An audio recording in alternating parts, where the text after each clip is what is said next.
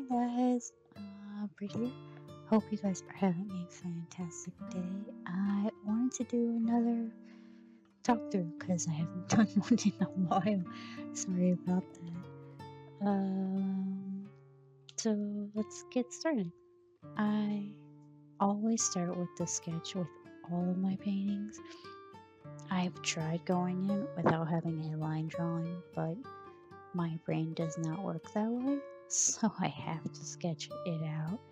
And for this one, I was just putting down a quick couple of lines at first to help with perspective, just so I knew how I was planning on laying out the bridge and making sure everything was in perspective relatively.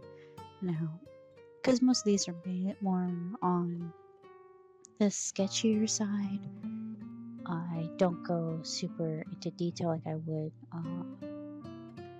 my other longer projects, because these are just meant to be a quick 1 to 2 hours in and done.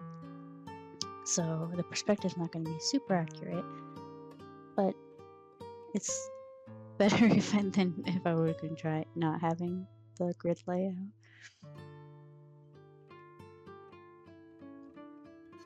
So I wanted the bridge to curve instead of just being straight across, add a bit more a sense of depth to it. A great way if you're ever thinking about how to create depth in a scene when you're just sketching it out is a curved path or a stream. Quickest, easiest way to illustrate depth. It's why a lot of mine I have that. It's just a nice way to do a quick show of depth. Another way is, of course, when you're in more in the painting process, you're gonna want to put more detail and more saturated colors towards you, and less towards the back to help really sell that sense of depth. So I'm just coming in, and once I have a rough layout of how I want the bridge to look, adding in the nice little forest around it.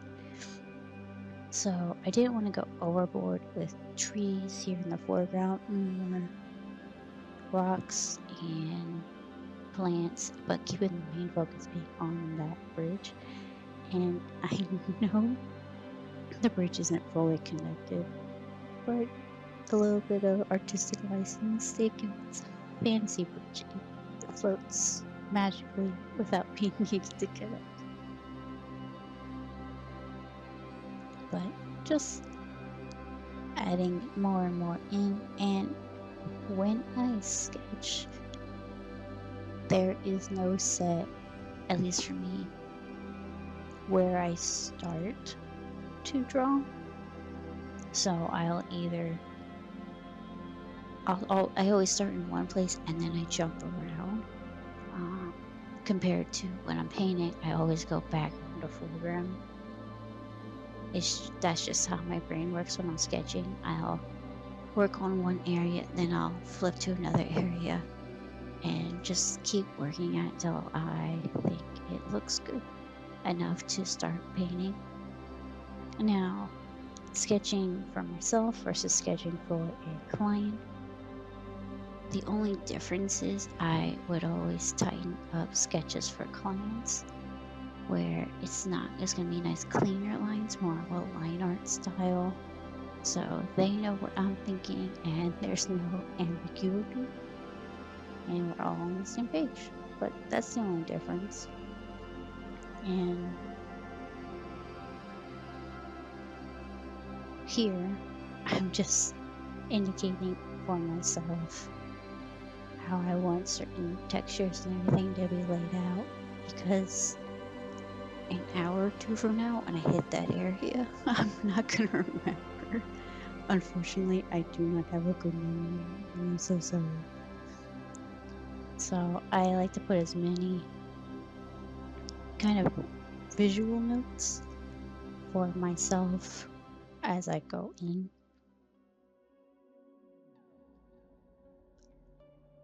And we'll move on to painting next.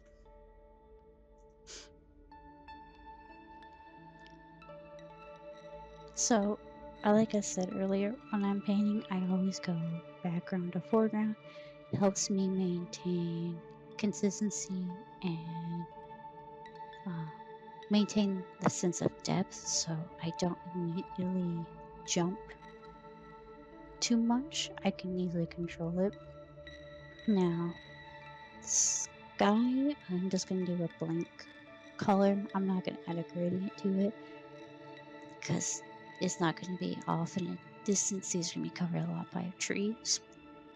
And I wanted to have like a sense of bushes as well, not just trees in the background to kind of fill up that space. So I'm going to use a slightly darker color than the sky. Not too dark, but enough to actually see it, but not for it to stand out. And I turned off color dynamics for this brush because I want it to be a flat color. I don't want to have multiple colors in it. And that's what color dynamics is. It just adds the two colors on your color picker. It will alternate depending on how we have the settings. So you can do it by the brush stroke, by pin pressure, however you do it. But I just wanted this to be a flat color. So coming in and just laying it out. And the next two layers are going to be similar, but they're going to get slightly darker and a little bit more green to kind of show it coming forward and really sell that sense of depth. So see you guys. We'll move to the next part.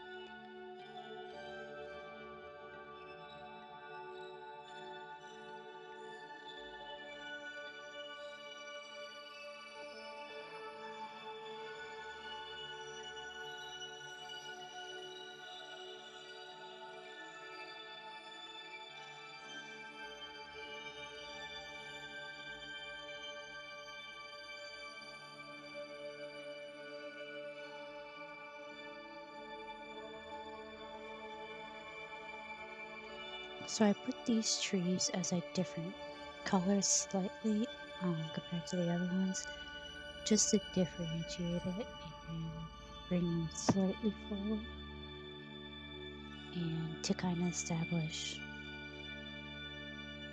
that they're coming, like, yeah, for depth reasons, basically. Um, make them more a brown tone rather than the same green tone. Hopefully that makes sense why these ones aren't the same color.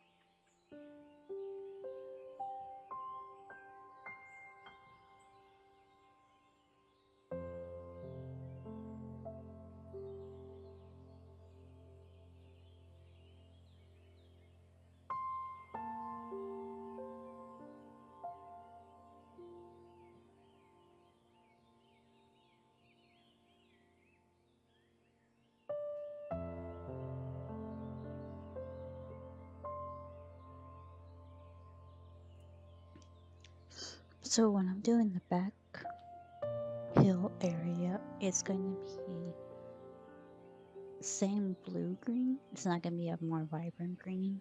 And all I'm going to do shading wise, just going to do a little bit of the light and a little bit of the dark, just to indicate a shape and form. I'm not going to add any textures or anything, just to help sell that sense of depth, because all the textures and everything are going to be more towards the front of the scene. And I play around with the green here, just as kind of, I wasn't sure how vibrant of a green I wanted to make the foreground. So I didn't know how of blue tone green I wanted to make here to kind of keep in continuity of the scene and make sure everything seems and looks like it would exist. And that's how mostly it is when I'm picking colors. The first color is never always the one I go with. I play around. And a lot of times when I first start a piece, if I don't like the way the sky and the first few layers are looking, I will restart because I want to make sure those are setting the scene I kind of imagine in my head how I want it to look. Uh, it doesn't always work, but I do tend to restart if I don't like the way it's looking. I think this one I started 3 or 4 times. I couldn't decide if I wanted to do a nice bright sunny or switch to more like a morning or as like a sunset. But I ended up sticking with the bright sunny scene just because I wanted to have those pockets of light in the foreground that you could get at high noon. I thought it would be a nice, fun thing to do. And these trees are gonna have be a little bit more brown compared to the background. Kind of bring them forward. I'm not gonna worry about adding any leaves to the top of these trees until I get to the more foreground trees, just because I don't want it to be so cloggy and muddy in the top portion of the canvas. So if I need to add any, I'll add them after I do the foreground trees. But if in case you're wondering why I'm not adding any leaves and these trees are looking rather bare, that's why.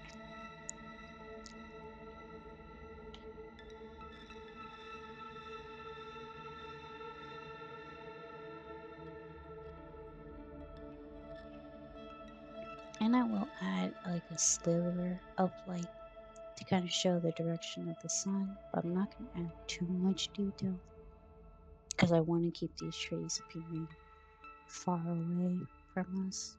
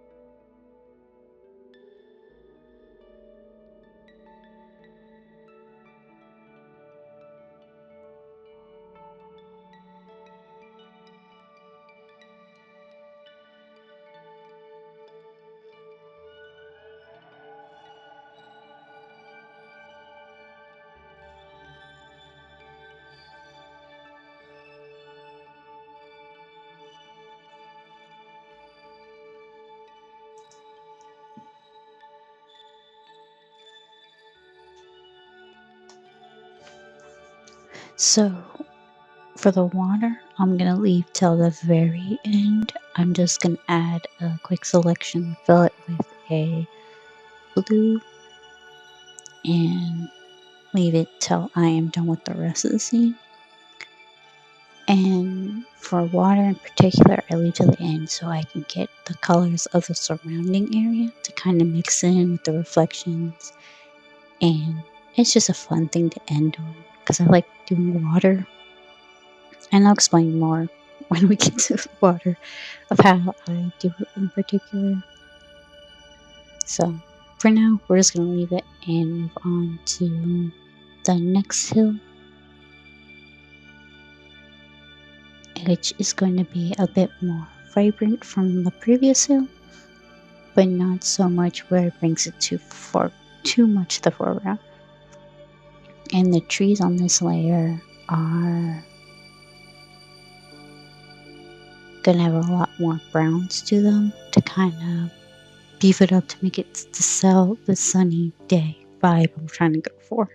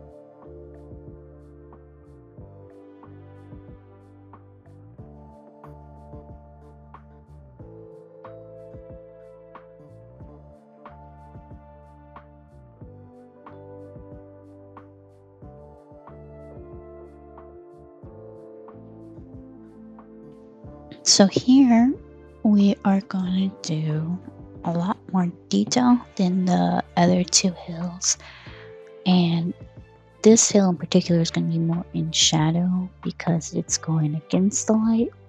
The light's not hitting it directly, but we're still going to have little pockets of light shining through when we get there. And the trees are also going to have a little bit more detail also, to show that they are closer.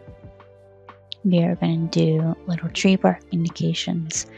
That's just a stylistic choice of mine, how I do trees. And adding a bit more plants. And the rocks and the path as well. All to kind of create this wonderful little area.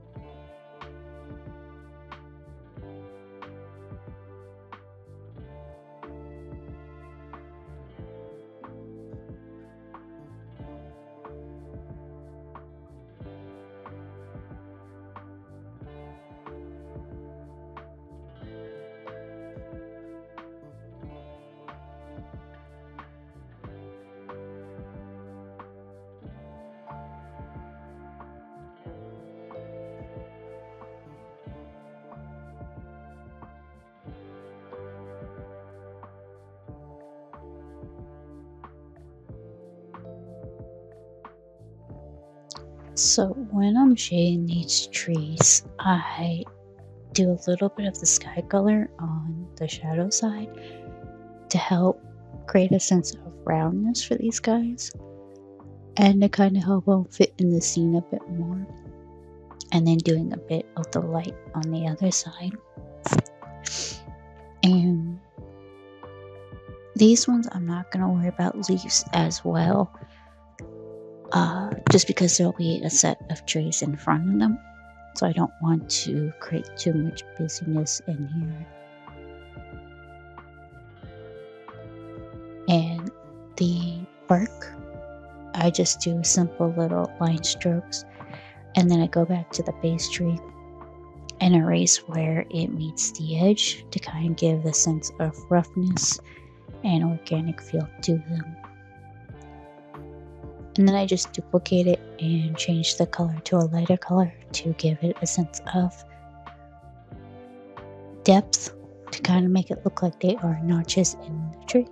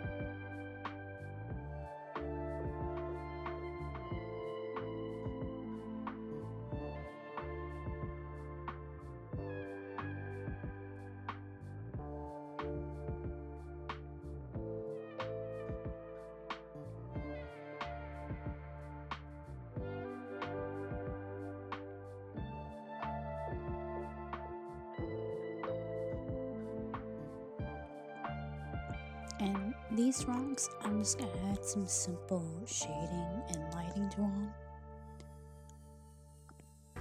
just to indicate, give them shape and form. I'm not going to worry about adding any cracks or anything, just because I felt like it wasn't necessary for these rocks in particular to have any of that sort of detail, just a simple form.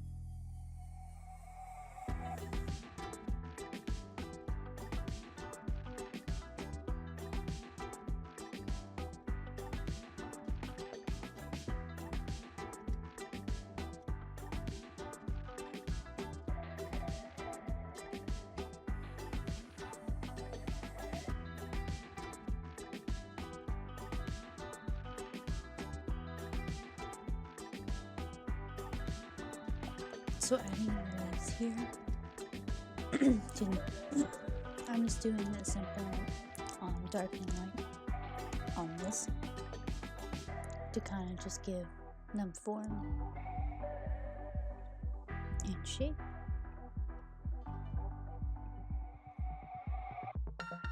Sorry, Squeedo keeps distracting me. She's being Very adorable. But I'm not gonna go a super bright color on these leaves because they are still in shadow. So keeping in more of a cooler side to give that illusion.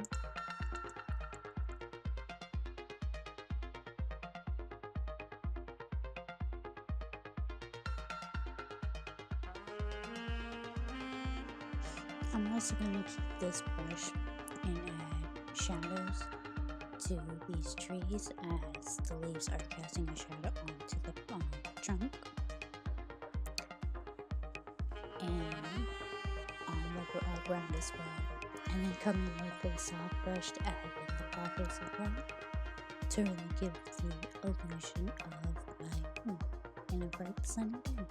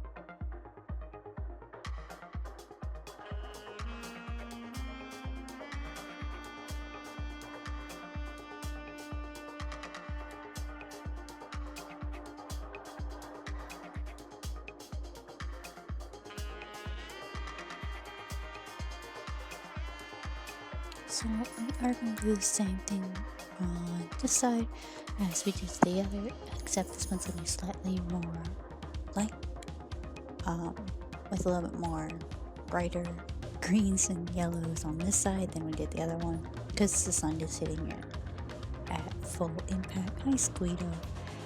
And same with the trees and everything. The leaves are going to have a bit more of lighter tones to them to indicate that the light is hitting them.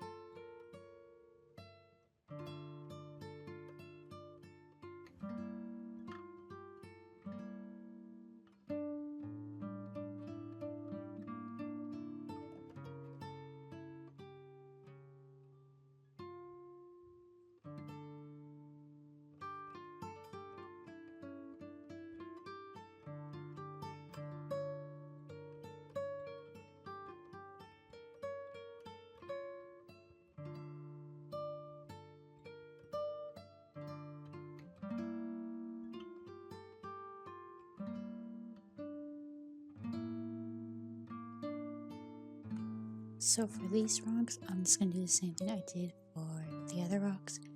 Just identify the planes, just a bit of light and shadow, not too much detail.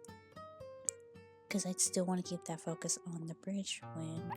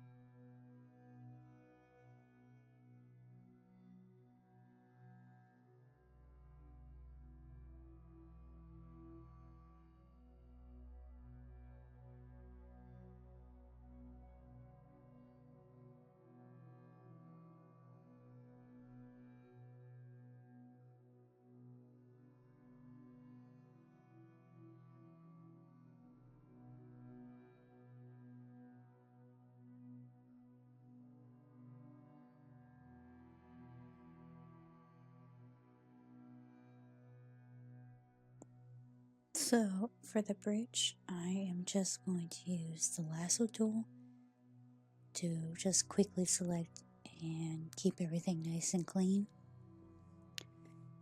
And it just makes it easier so I don't have to worry about any uneven edges. And I'll switch to the lasso tool in just a sec. I just forgot for a split second that the lasso tool was a thing. So it just makes it quicker and easier. But just using the this lasso tool in particular to keep the edges nice and straight, and it'll help me define each of the planes of the bridge. And I'm just going to do a light layer on top. One layer is going to have a bit of blue to reflect from the water and the sky, and then the normal layer, a normal color on the other side. And then do a bit of the shadowing that I've been doing with the leaves and pockets of light to kind of match up together.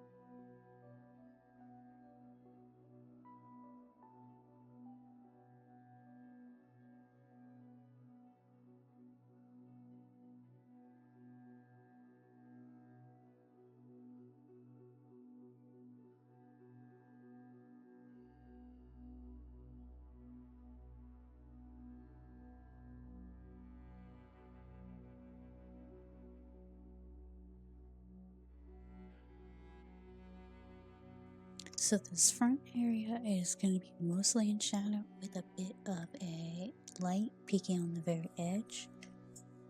And just following the same as I was doing with the other ones. This one's going to have a little bit more plant life to it. And eventually we'll be adding some flowers to really pull it forward. And the rocks are going to be done the same way as all the other rocks. Just identifying the planes and having them set in the sea.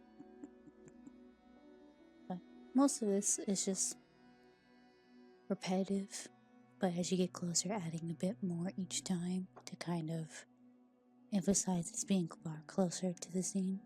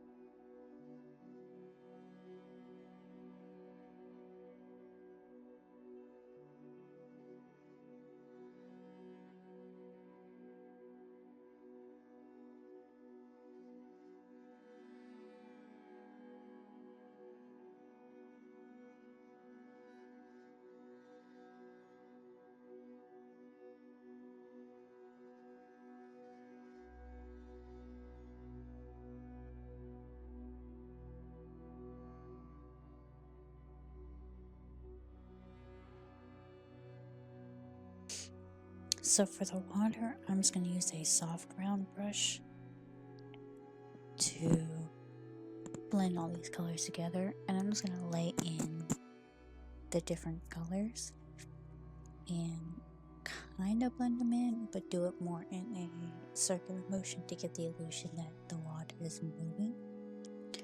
And the reason why I separate these two together, these two planes, is because I want the top of the waterfall to kind of not blend into the actual waterfall part just yet. I will do that after I start adding in the bottom part of the river. But here, just adding in the light, so yellows, and then the bottom part we're going to add some blue greens and aquas, keeping everything bright and vibrant.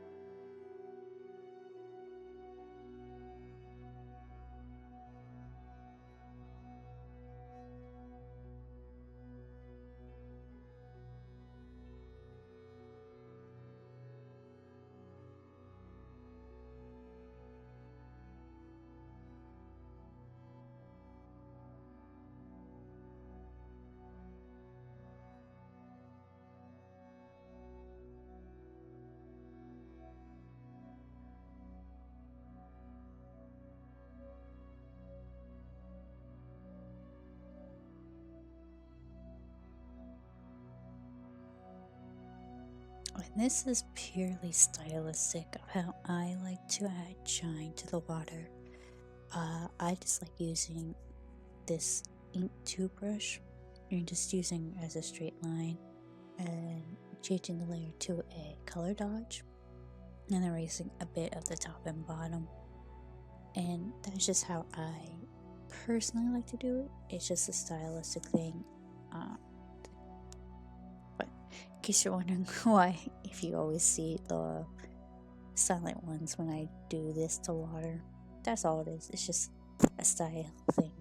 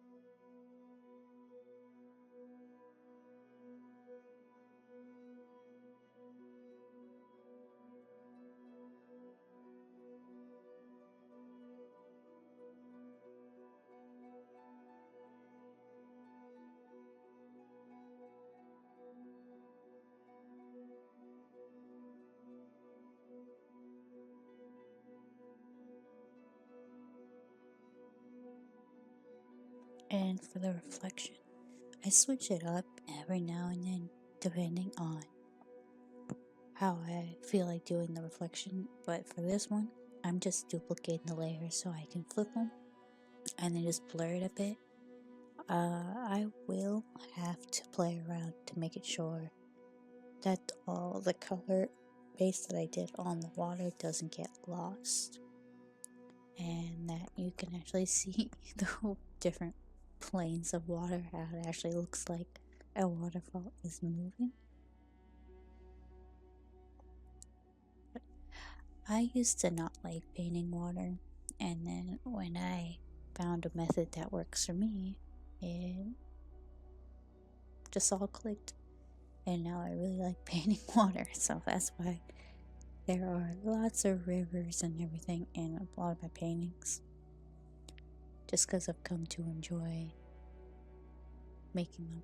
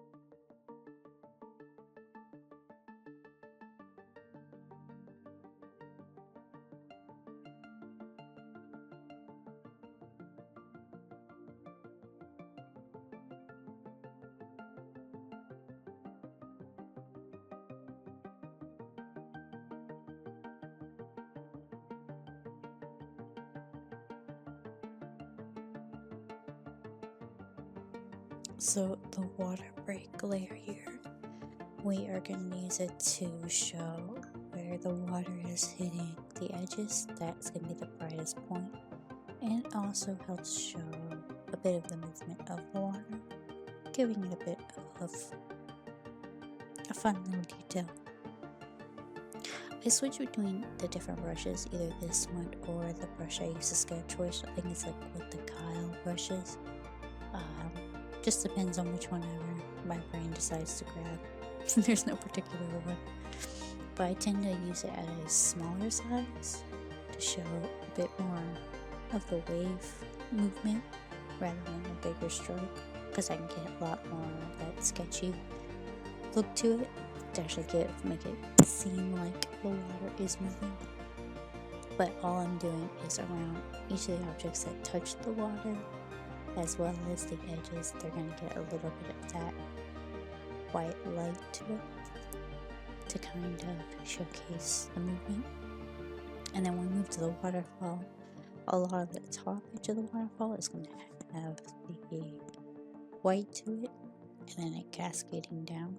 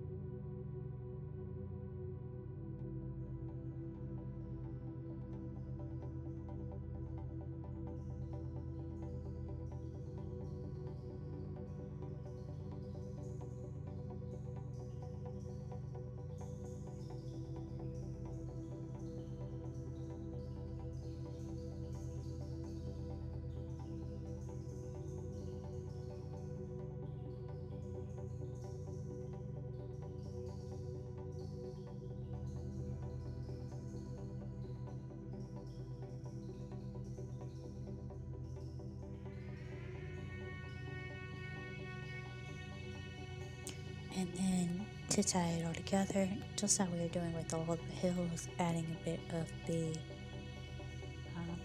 leaf shadow and then the pockets of light, just to show, just to have the water blending in with the rest of the environment.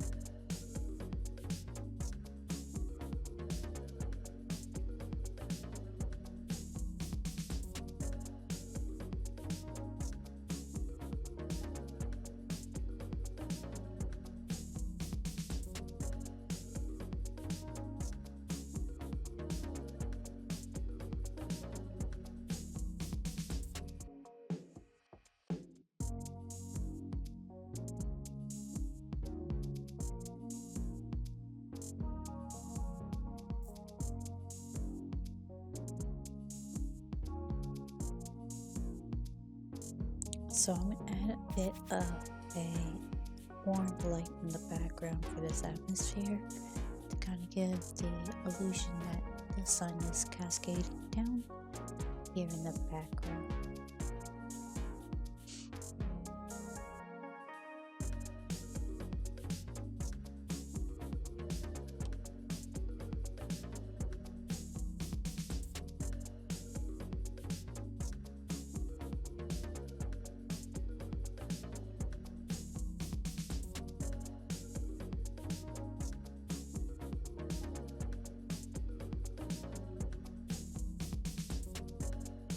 And one last thing I'm gonna do is add some flowers around these hills just to give it a bit more sense of life.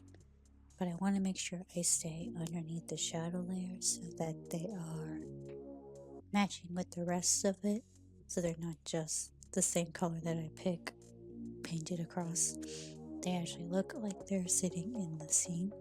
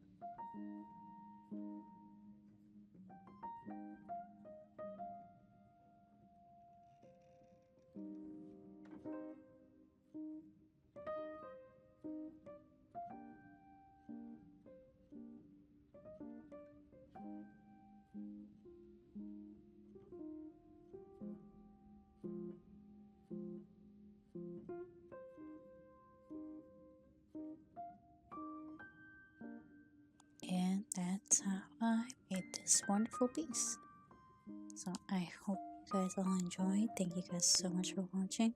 And let me know if you prefer longer videos or you want me to switch them all back to the speed paints where they're about 20-30 minutes. I'm curious. But I hope you guys have a fantastic day, and I'll see you guys later.